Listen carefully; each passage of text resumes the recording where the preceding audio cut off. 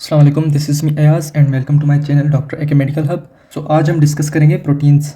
Now what are proteins? Basically proteins are the building blocks of tissues. These are building blocks of tissues. Okay, अच्छा, और ये protein का जो अल्फाज है वो प्रोटियोन से आया है, ठीक है। प्रोटियोन जिसका मतलब है first rank, first rank. Okay, अच्छा, प्रोटीन्स जो हैं वो अमीनो एसिड्स के पॉलीमर्स हैं, ठीक है। Proteins are polymers of amino acids. Okay, amino acids यानी प्रोटीन्स इन अमीनो एसिड्स के बने होते हैं। अच्छा, प्रोटीन एक इम्पोर्टेंट ऑर्गेनिक कंपाउंड है जो कि मुख्तलिफ काम कैरी आउट करता है सेल में। ओके, प्रोटीन्स हमारे हेयर में प्रेजेंट होता है, हेयर में, हमारी स्किन में प्रेजेंट होता है और हमारे नेल्स में प्रेजेंट होता है, फीदर्स में भी प्रेजेंट होता है प्रोटीन। यानी हेयर, स्किन, नेल्स, फीदर ये प्रोटीन्स के बने होते हैं और प्रोटीन्स के काफ़ी सारे काम हैं, वो हम आगे चलकर पढ़ेंगे। अब प्रोटीन के सोर्सेज को भी देख लेते हैं। प्रोटीन सोर्सेज कौन से हैं? एक तो एग में हमें मिलता है प्रोटीन, दूसरा मीट में प्रोटीन मिलता है और फिश में, मिल्क में, पल्सेस में। ये हैं main sources of protein. Okay, sorry,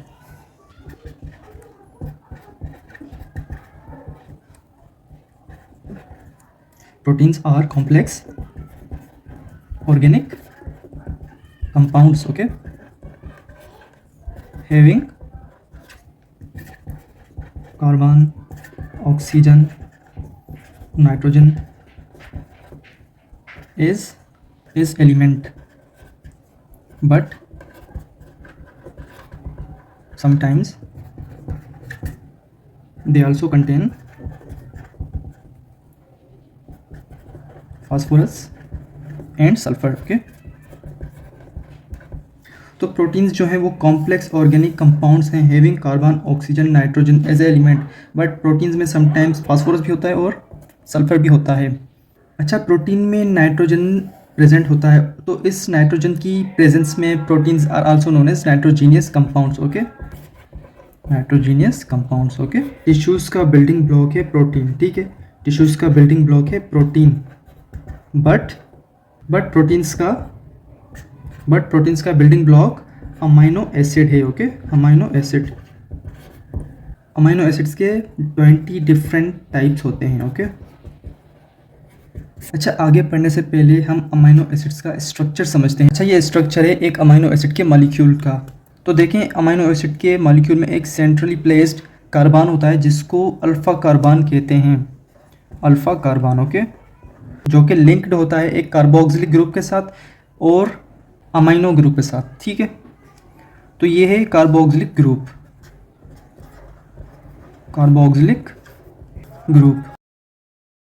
और ये है अमीनो ग्रुप। अच्छा, हर अमीनो एसिड में कार्बोक्सिलिक ग्रुप भी सेम होगा और अमीनो ग्रुप भी सेम ही होगा, बट अमीनो एसिड में ये रेडिकल ग्रुप चेंज हो सकता है, ठीक है। इसको हम रेडिकल ग्रुप कहते हैं, radical group. It is variable. Radical group glycine भी हो सकता है, ग्लाइसिन, या रेडिकल ग्रुप सीरीन भी हो सकता है, सीरीन, या फिर वो एलेनिन भी हो सकता है। ओके, जब रेडिकल ग्रुप मिथाइल होगा, रेडिकल ग्रुप जब मिथाइल होगा, ठीक है, मिथाइल, तो वो अमीनो एसिड एलेनिन कहलाएगा, एलेनिन। ओके, अगर रेडिकल ग्रुप सिर्फ हाइड्रोजन होगा, सिर्फ हाइड्रोजन, तो वो ग्लाइसिन कहलाएगा, ठीक है, ग्लाइसिन। ओके, और जब रेडिकल ग्रुप CH2O होगा, CH2OH, यानी कि हाइड्रोक्सी मिथाइल होगा, तो वो अमीनो एसिड फिर सीरीन कहलाएगा, ठीक है, सीरीन। ओके, अच्छा, अब देखें, ये अमीनो एसिड है लेकिन यहाँ पर रेडिकल ग्रुप मिसिंग है, ठीक है। तो अगर ये रेडिकल ग्रुप यहाँ पर सिर्फ H होगा, यानी कि सिर्फ हाइड्रोजन होगा, तो ये ग्लाइसिन हो जाएगा, ठीक है, ये अमीनो एसिड ग्लाइसिन कहलाएगा। ओके, अब ये अमीनो एसिड देखें, इसका भी रेडिकल ग्रुप मिसिंग है। देखें, इस अमीनो एसिड का अगर रेडिकल ग्रुप मिथाइल होगा यानी CH3 होगा, तो ये अमाइनो एसिड एलेनिन कहलाएगा, ठीक है, एलेनिन। ओके, अगर रेडिकल ग्रुप मिथाइल होगा, CH3 होगा, तो एलेनिन कहलाएगा। अब देखें इस अमाइनो एसिड का अगर रेडिकल ग्रुप हाइड्रोक्सी मिथाइल होगा यानी CH2OH होगा, तो ये अमाइनो एसिड सीरीन कहलाएगा। Okay, serine. तो अमाइनो एसिड में रेडिकल ग्रुप चेंज हो सकते हैं, लेकिन कार्बोक्सिलिक ग्रुप और अमाइनो ग्रुप उनमें सेम ही होगा। ओके, याद कर लीजिएगा कि जब रेडिकल ग्रुप सिर्फ हाइड्रोजन हो तो वो ग्लाइसिन होगा अमाइनो एसिड, जब रेडिकल ग्रुप CH3 यानी कि मिथाइल हो तो वो अमाइनो एसिड एलेनिन कहलाएगा, और जब रेडिकल ग्रुप उसका CH2OH हो तो वो सीरीन कहलाएगा अमाइनो एसिड, ठीक है। प्रोटीन सिंथेसिस के वक्त अमाइनो एसिड्स आपस में ज्वाइन होते जाते हैं और एक लॉन्ग कंटिन्यूस पॉलीमर प्रोड्यूस करते हैं जो पॉलीपेप्टाइड चेन कहलाती है, ठीक है। फॉर एग्जांपल ये अमाइनो एसिड है, ये अमाइनो एसिड है, ठीक है, जो कि लॉन्ग चेन बना रहे हैं, प्रोड्यूस कर रहे हैं। अब देखें ये अमाइनो एसिड्स की लॉन्ग चेन है, ठीक है, तो ये पॉलीपेप्टाइड चेन कहलाएगी, पॉलीपेप्टाइड चेन। ओके, और अमाइनो एसिड्स के बीच जो लिंकेज होगी वो पेप्टाइड लिंकेज कहलाएगी, peptide linkage. Okay, peptide linkage हर दो अमाइनो एसिड्स के बीच में होती है। ओके, इस पॉलीपेप्टाइड की चेन में अमाइनो एसिड एक दूसरे से कंडेंसेशन प्रोसेस से ही ज्वाइन होते हैं, ठीक है। कंडेंसेशन लिख लेता हूँ मैं यहाँ पर, कंडेंसेशन। ओके, यानी ये पॉलीपेप्टाइड की चेन बनती है बाय कंडेंसेशन। कंडेंसेशन हम पढ़ के आए हैं उसका प्रोसेस।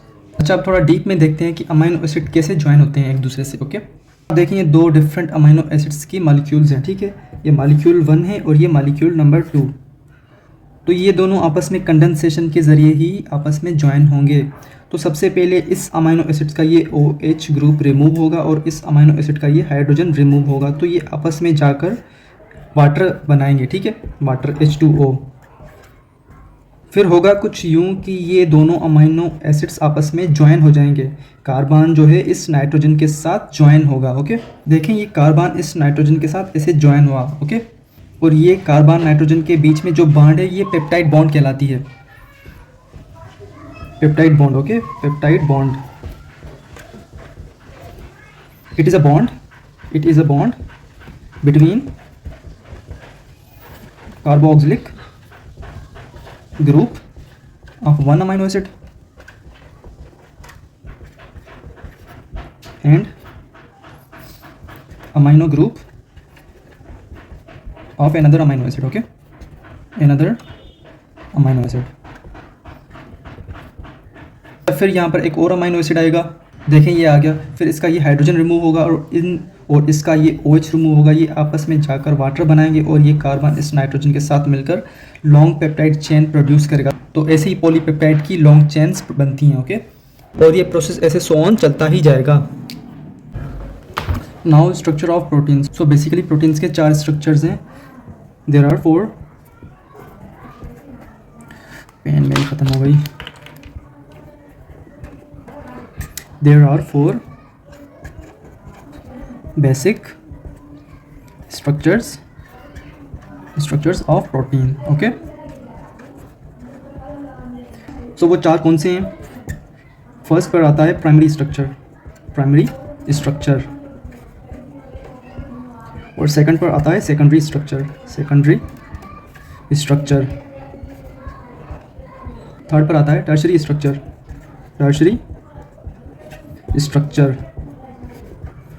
और फोर्थ पर आता है quaternary structure. Okay, structure. So अभी हम 1 बाय 1 ये स्ट्रक्चर पढ़ेंगे प्रोटीन के। अच्छा, तो प्राइमरी स्ट्रक्चर को देख लेते हैं। प्राइमरी स्ट्रक्चर में जो पॉलीपेप्टाइड की चेन है वो लीनियर सीक्वेंस में होती है, ऐसे, ठीक है। अमाइनो एसिड्स की जो चेन होती है वो ऐसे लीनियर सीक्वेंस में होती है।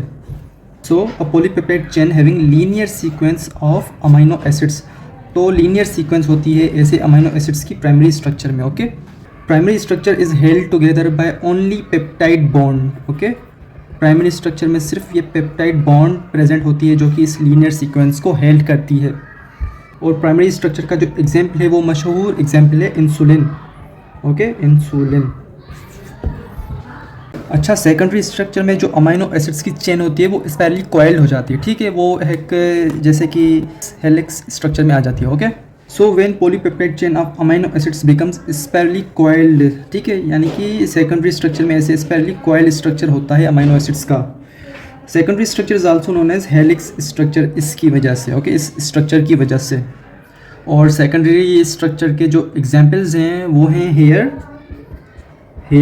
और spider web. Okay, spider web, मकड़ी का जाला। ओके, मैं इस स्ट्रक्चर को फिर से रिपीट कर देता हूँ कि इस हेलिक्स स्ट्रक्चर में अमाइनो एसिड्स होंगे, ठीक है, अमाइनो एसिड्स की ही ये चेन होगी पर इस स्ट्रक्चर में होगी। ओके, एक और आपको बात बताना भूल गया कि सेकेंडरी स्ट्रक्चर में हाइड्रोजन बॉन्ड भी प्रेजेंट होती है और सल्फाइड बॉन्ड भी प्रेजेंट होती है, ठीक है। सेकेंडरी स्ट्रक्चर में हाइड्रोजन बॉन्ड भी प्रेजेंट होती है, हाइड्रोजन बॉन्ड भी प्रेजेंट होती है और सल्फाइड बॉन्ड भी प्रेजेंट होती है, sulphide bond. Okay, sulphide bond. और यही बॉन्ड्स जो हैं इस प्रोटीन का हेलिक्स स्ट्रक्चर होल्ड करती हैं, ठीक है, याद कर लीजिएगा आप। नाउ टर्शरी स्ट्रक्चर, देखें जो सेकेंडरी स्ट्रक्चर था प्रोटीन का, तो उसको अगर 3 डायमेंशनली हम अरेंज कर लें ऐसे, यानी कि उसके फोल्ड्स कर लें, सुपर फोल्ड्स कर लें उस स्ट्रक्चर को, तो वो टर्शरी स्ट्रक्चर कहलाएगा। मैं आपको लास्ट में उसकी पिक्चर भी दिखाऊंगा, बट आप थोड़ा ये कॉन्सेप्ट समझ लें टर्शरी स्ट्रक्चर का। ओके, तो tertiary structure it is arrangement of a secondary structure, it is arrangement of secondary structure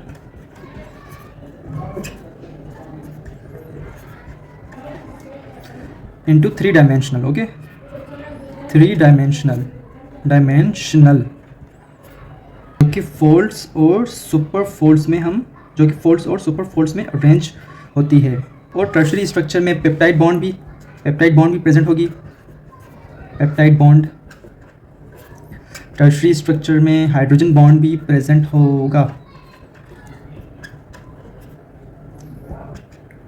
और टर्शरी स्ट्रक्चर में आयोनिक बॉन्ड भी होगा, आयोनिक बॉन्ड। और टर्शरी स्ट्रक्चर में डाइसल्फाइड बॉन्ड भी प्रेजेंट होगा। Okay, disulphide bond. Tertiary structure का एक फेमस एग्जांपल है लाइसोजाइम, जो कि एक एंजाइम होती है। अच्छा जी, तो ये है स्ट्रक्चर प्रोटीन के टर्शरी स्ट्रक्चर का, ठीक है। अब देखें ये जो है स्ट्रक्चर 3 डायमेंशनल, ये तो मैं आपको नहीं दिखा सकता, लेकिन आपको बस यहाँ से ही समझना है कि जो सेकेंडरी स्ट्रक्चर है उनकी अरेंजमेंट है 3 डायमेंशनली, ठीक है, 1 2 3। Okay, that's it. Now quaternary structure of protein. So quaternary structure में एसोसिएशन होती है 2 या 2 से ज़्यादा सब यूनिट्स की, ठीक है, सब यूनिट्स यानी कि पॉलीपेप्टाइड्स की।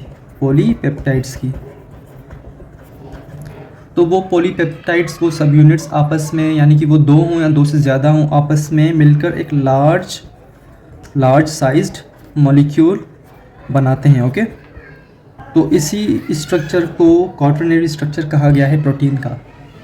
इट इज़ एसोसिएशन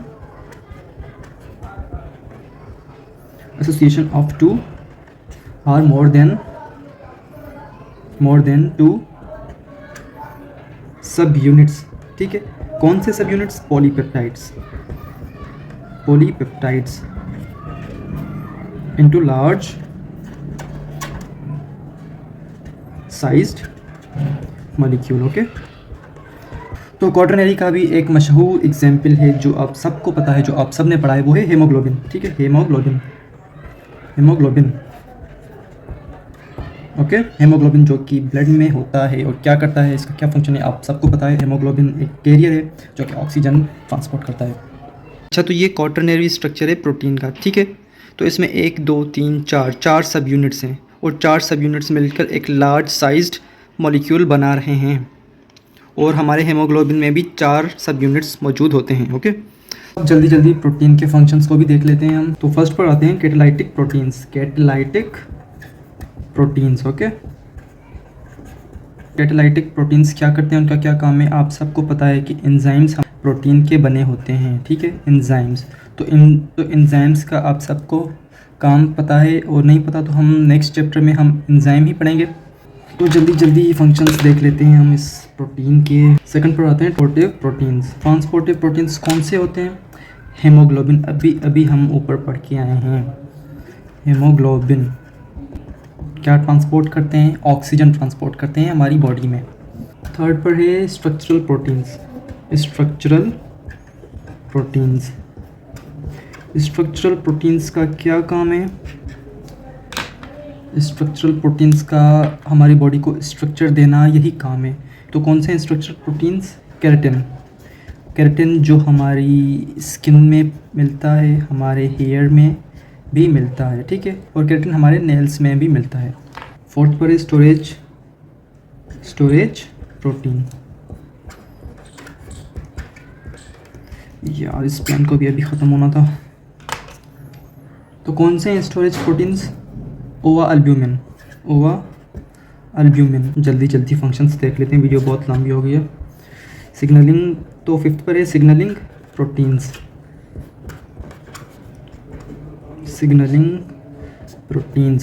और कौन से सिग्नलिंग प्रोटीन्स हैं हमारी बॉडी में? हार्मोन्स, ठीक है, हार्मोन्स भी प्रोटीन के बने होते हैं। Okay, hormones.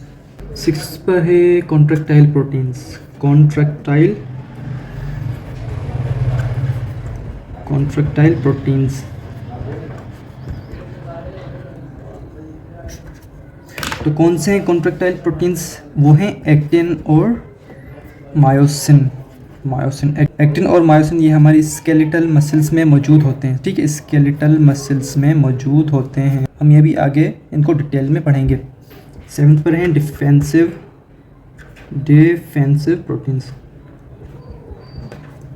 डिफेंसिव प्रोटीन्स का क्या काम है? ये जो है बॉडी को डिफेंड करते हैं, ठीक है, बॉडी को बचाते हैं फॉरेन ऑर्गेनिजम्स से, फॉरेन बॉडीज से बचाते हैं, ठीक है, एंटीबॉडीज़। और लास्ट फंक्शन भी देख लेते हैं कि प्रोटीन का ब्लड क्लॉटिंग से लिख लेता हूँ, ब्लड क्लॉटिंग फंक्शन भी है, ठीक है, ब्लड क्लॉटिंग प्रोटीन्स कौन से हैं? वो हैं फिब्रिनोजन और थ्रोम्बिन। अच्छा, प्रोटीन के फंक्शंस को एक बार फिर से रिपीट कर लेते हैं। तो प्रोटीन के कैटालाइटिक फंक्शंस भी हैं, प्रोटीन के ट्रांसपोर्टिव फंक्शंस भी हैं हेमोग्लोबिन, प्रोटीन के स्ट्रक्चरल फंक्शंस भी हैं केराटिन। प्रोटीन जो है स्टोरेज भी करता है बॉडी में। अच्छा, तो क्या स्टोर करता है प्रोटीन? काफ़ी सारे न्यूट्रिएंट्स स्टोरेज करता है। प्रोटीन के सिग्नलिंग भी काम है, यानी कि एक चीज़ को सिग्नल देकर उससे वो काम करवाना। जैसे अगर हमारी ब्लड में ग्लूकोज लेवल इंक्रीज़ हो जाता है तो इंसुलिन जो है वो सिग्नल देकर ब्लड ग्लूकोज कम करवा देता है। ओके, तो प्रोटीन के कॉन्ट्रैक्टाइल काम भी हैं, प्रोटीन के डिफेंसिव काम भी हैं और ब्लड क्लॉटिंग काम भी हैं। तो यहाँ पर हमारा प्रोटीन कंप्लीट हुआ। आई होप आप सबको ईजी लगा होगा और समझ भी आया होगा। Thanks for watching and don't forget to subscribe my channel. अल्लाह हाफिज़, अपना ख्याल रखिएगा।